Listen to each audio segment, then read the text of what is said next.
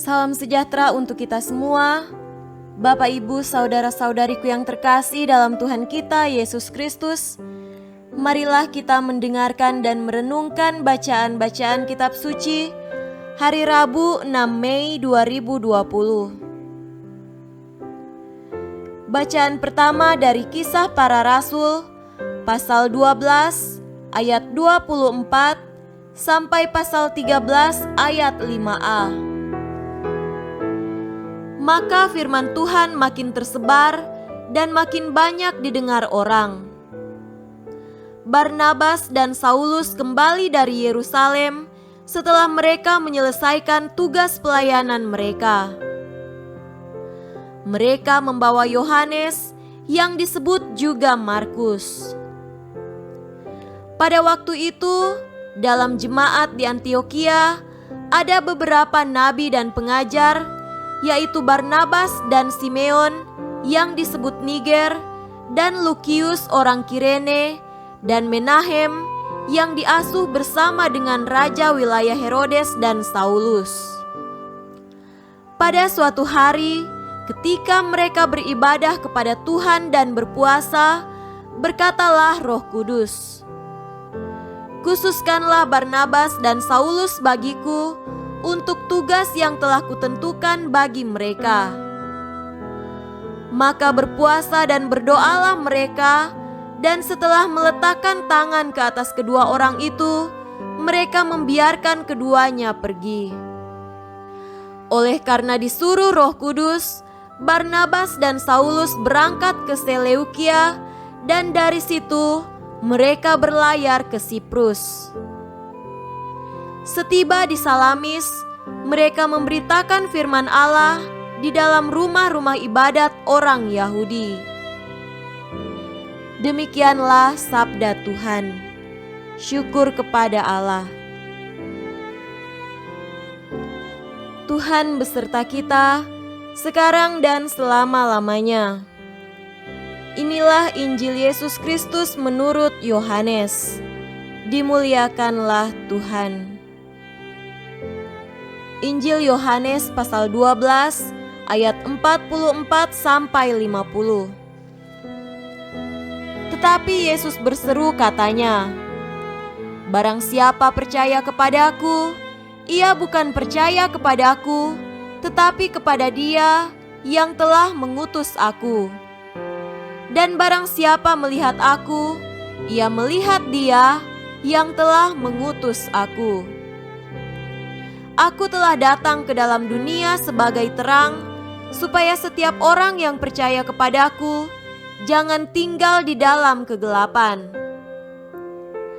Dan jikalau seorang mendengar perkataanku, tetapi tidak melakukannya, aku tidak menjadi hakimnya, sebab aku datang bukan untuk menghakimi dunia, melainkan untuk menyelamatkannya. Barang siapa menolak aku dan tidak menerima perkataanku, ia sudah ada hakimnya, yaitu firman yang telah kukatakan, itulah yang akan menjadi hakimnya pada akhir zaman.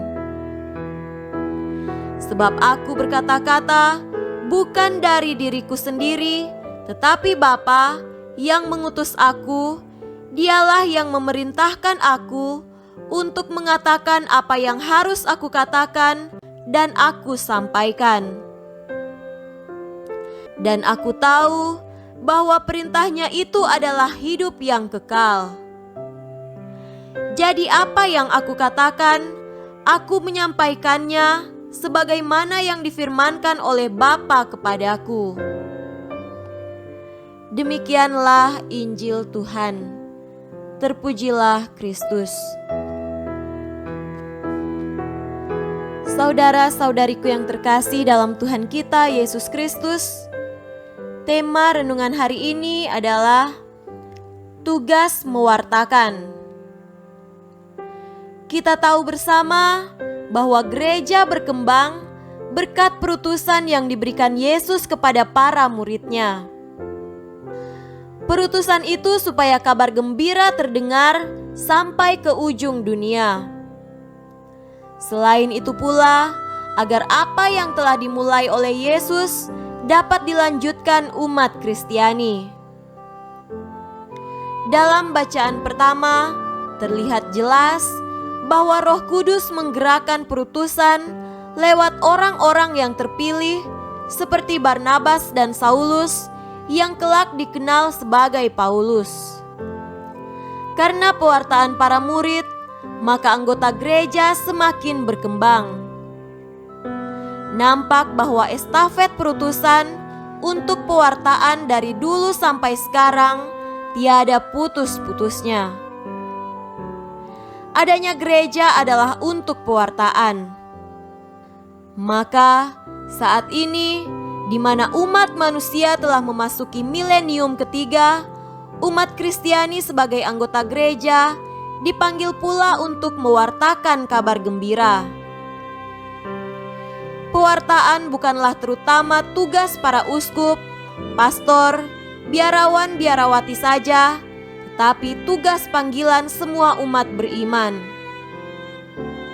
Zaman sekarang yang sedang kita jalani dan rasakan bersama ini adalah zaman di mana kaum awam berperan aktif dalam gereja. Saudara-saudari yang dikasihi Tuhan, perutusan mewartakan kabar gembira dan keterlibatan aktif dalam tugas-tugas pastoral gereja tidak dilakukan secara perorangan, tetapi selalu dalam kebersamaan dan kebersatuan dalam umat Allah. Pangkal dan dasar perutusan adalah Roh Kudus sendiri. Roh Kudus yang diutus Yesus untuk para muridnya adalah juga roh menggerakkan gereja.